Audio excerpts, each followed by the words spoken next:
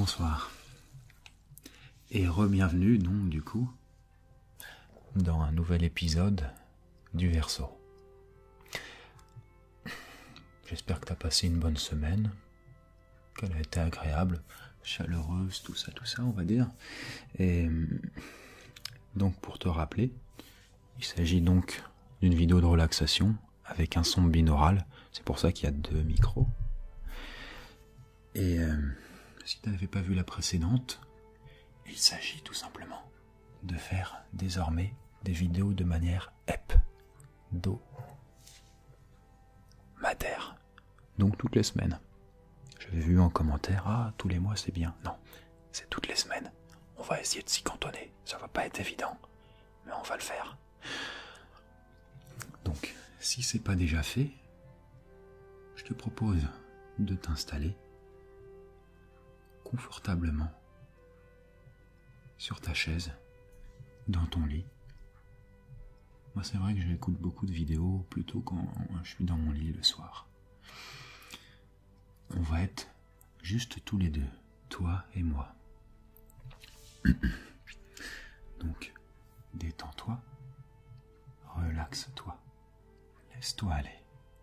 Si t'as pas envie, ne le fais pas, mais je ferai en sorte de pouvoir t'aider à t'emporter dans une douce relaxation agréable, totalement saine, on s'entend là-dessus. Je vais te proposer désormais, si c'est pas déjà fait, de fermer les yeux, de laisser tes paupières s'alourdir, devenir de plus en plus lourdes, épaisses, lourdes, très lourdes, et tes yeux se fermer doucement, comme cela. Voilà, très bien. Et à présent que tes yeux sont fermés, tu vas te laisser bercer par le son de ma voix ou par la musique que tu es en train d'entendre en ce moment.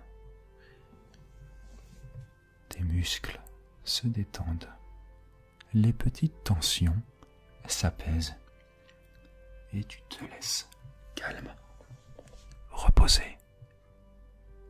Tes poings se desserrent, tes épaules s'affaissent naturellement et ton visage se relâche complètement.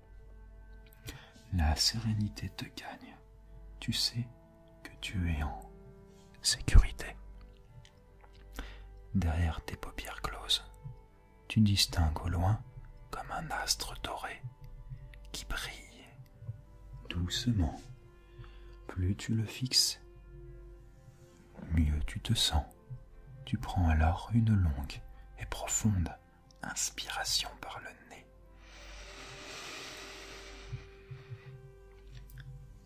Puis tu expires par la bouche.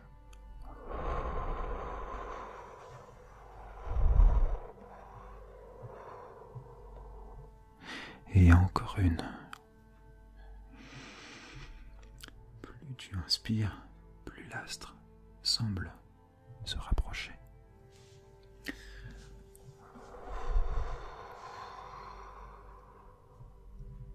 Jusqu'à t'embrasser tout entier, tout entière.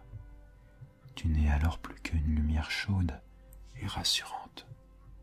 Et c'est comme si tu avais passé une sorte de portail. Au fur et à mesure que les rayons s'estompent, tu commences à sentir l'herbe tendre et agréable sous la plante de tes pieds. Toute douce qui te fait du bien. Tu savoures l'instant présent, sans bouger, sans penser. Tu es si détendu. Tout est si paisible. commences alors à regarder un peu autour de toi. Et à ce moment, tes yeux se remettent à s'ouvrir doucement, naturellement. Et tu vois alors devant toi une plaine verdoyante. Tu aperçois de la végétation à perte de vue et tu sens le soleil qui chauffe dans le ciel bleu juste au-dessus de ta tête. Tu vois les nuages cotonneux voltiger paresseusement dans le ciel bleu, le ciel d'azur. Et tu marches alors sur cette plaine. Tu aperçois de la végétation assez particulière, puisque tu vois les fleurs et tu vois les feuilles qui sont rouges, certaines violettes, avec de très belles couleurs chatoyantes. Tu vois alors, dans cette vallée pleine d'herbes, donc du coup, puisque c'est une vallée verdoyante, un bosquet. Et les couleurs chatoyantes dont je t'ai parlé, ces rouges, ces violettes, proviennent de ce bosquet. Plus tu avances dans cette direction, plus tu vois de plus en plus ces couleurs étranges, rouges, etc.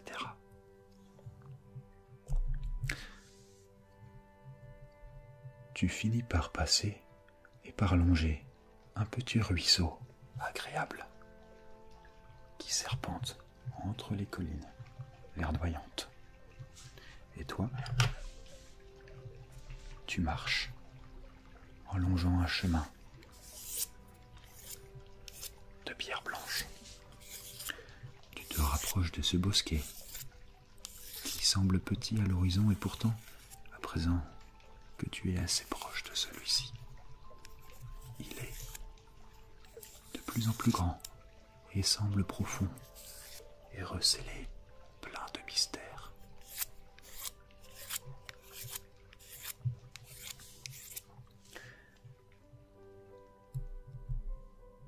Tu arrives finalement, après avoir marché un petit temps, à la porte, à la lisière de ce bosquet. Et tu sens alors une fraîcheur qui semble en émaner, une douce fraîcheur, une certaine humidité, ainsi que des petits animaux qui galopent, qui se baladent, comme par exemple des écureuils, des oiseaux et des animaux de ce genre-là. Tu vois, à la lisière de ce bosquet, plein de plantes, des plantes typiquement japonaises, avec ces couleurs à nouveau rouges, violettes, fleuries, magnifiques. Alors, tu décides donc, confiant, d'entrer et d'avancer dans le bosquet.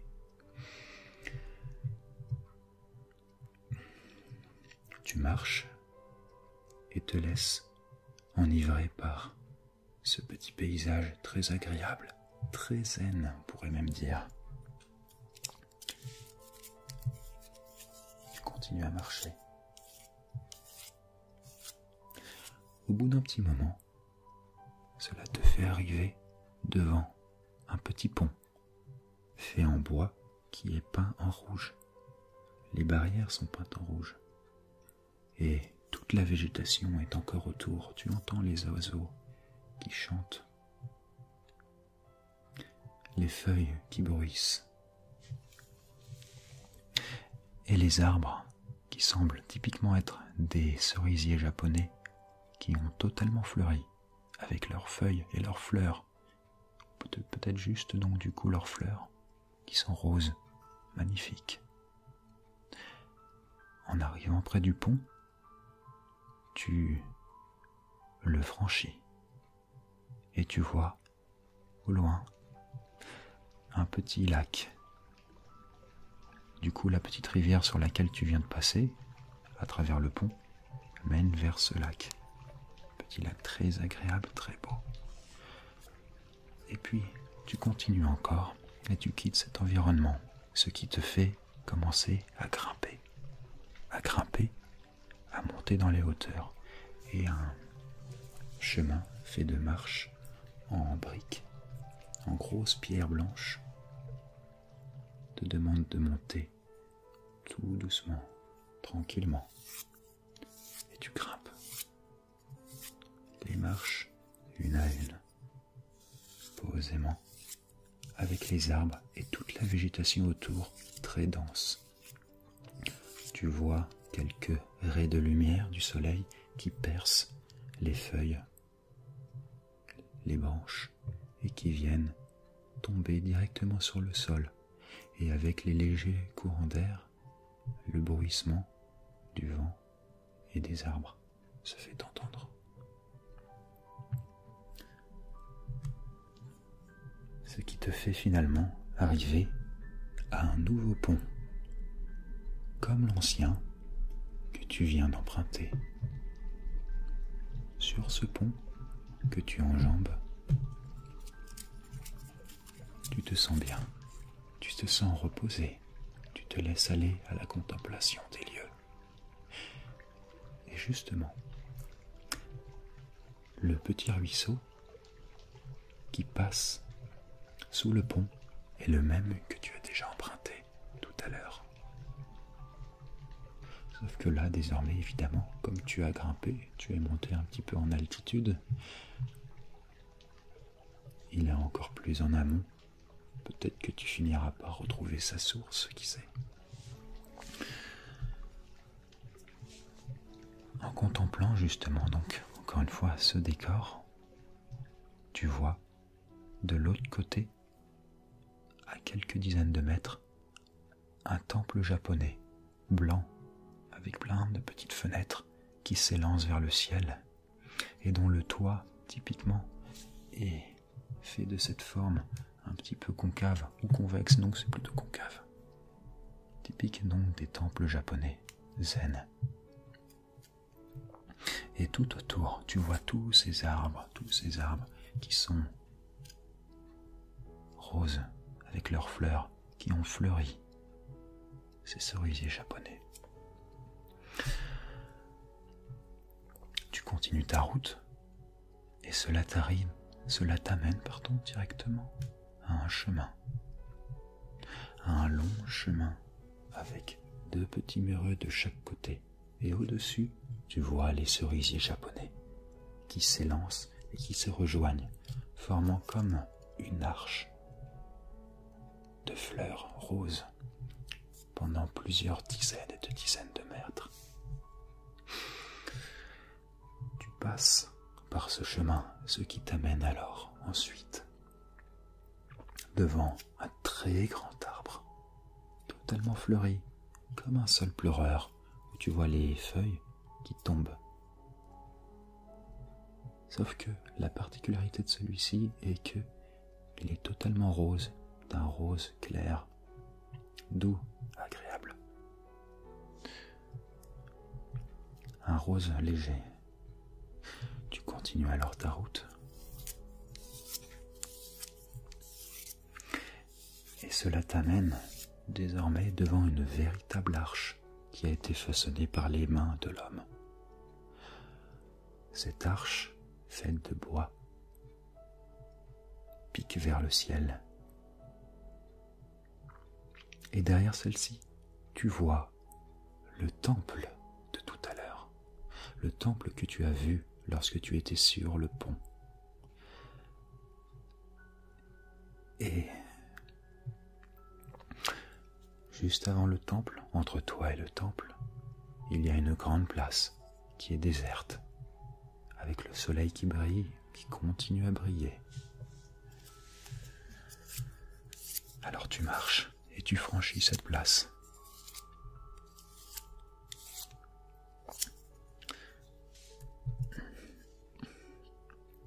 Devant le temple, tu vois des marches qui montent un petit escalier ainsi que des lumières, des lampadaires de part et d'autre allumés avec des lucioles qui dansent à l'intérieur.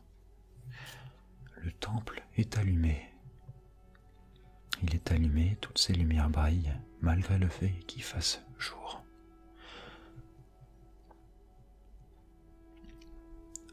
Alors tu te décides, après quelques hésitations, à monter ce temple, à grimper les marches.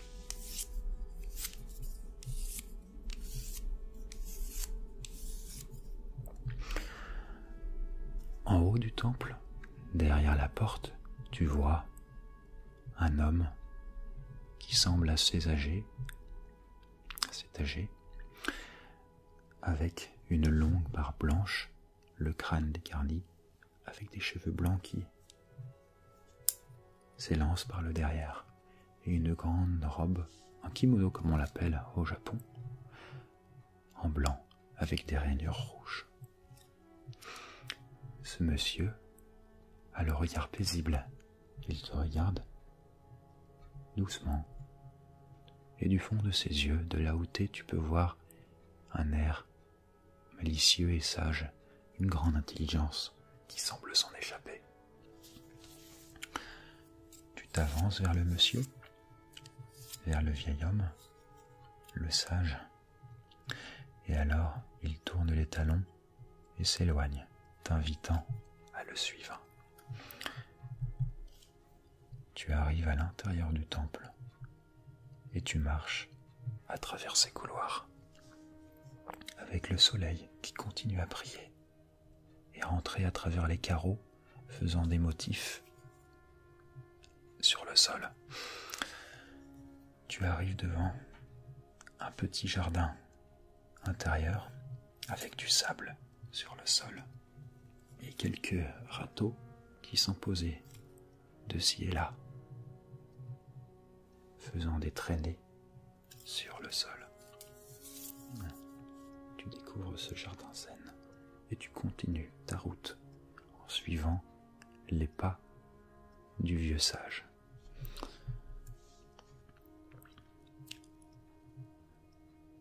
En continuant à marcher, tu regardes plus attentivement le jardin intérieur. Tu vois plusieurs statues en pierre posées de ci et là, sur le gazon, sur la pelouse, très bien entretenue, ainsi que quelques petits façonnages, quelques petites constructions en bambou creux, desquels de l'eau s'échappe et vient tomber directement dans des bols qui sont soit faits directement en bambou, ou sinon plus exactement en grosses pierres creuses, faisant donc des petits ruisseaux artificiels. Le vieil homme finalement te guide dans une salle, une grande salle, dans ce qui semble être une sorte de dojo, avec des tapis posés au sol qui recouvrent le parquet en bois clair. Au centre de cette salle, en marchant directement jusqu'à ce centre, tu vois une grande pierre longue, très longue, qui s'élance, une pierre verticale, comme un menhir si tu veux. Et cette pierre est entièrement noire, très très lisse.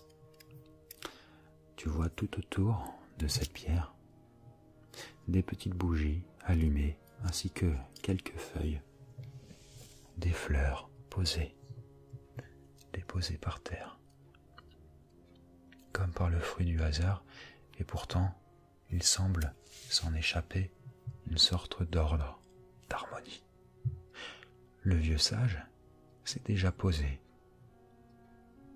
le dos contre cette grande pierre noire, ce grand menhir, et du geste de la main, il t'invite à le suivre, à t'allonger plutôt à t'accroupir, dos à cette pierre.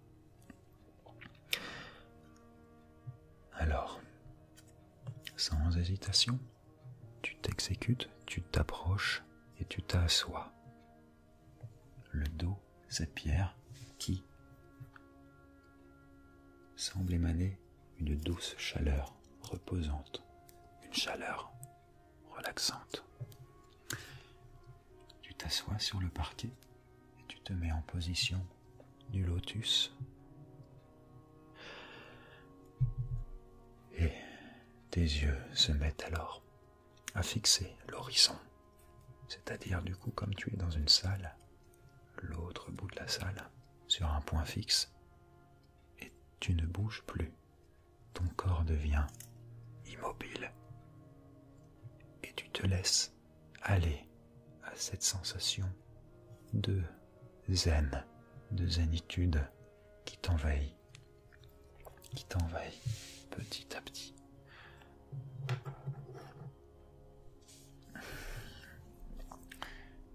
La sensation de bien-être se prolonge encore plus, encore plus.